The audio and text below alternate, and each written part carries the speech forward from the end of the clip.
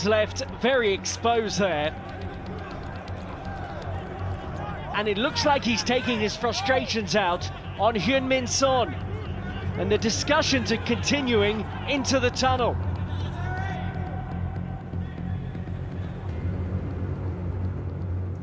C'est bon, c'est bon, c'est bon. Is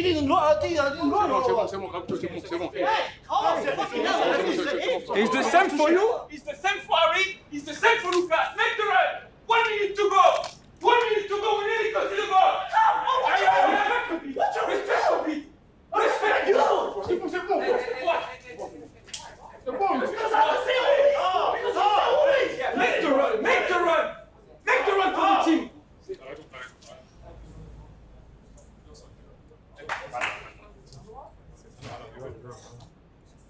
Okay. Very, very quick. What happened in here? I don't know the whole of the story. I know that he wants you to come back. He wants you to come back. You don't know. But if you are a kid, if you are a spoiled guy, it's very bad. If you take it in the right way, you become stronger. Probably this would be something that wouldn't happen 1 month ago, 2 months ago, 1 year ago, 2 years ago.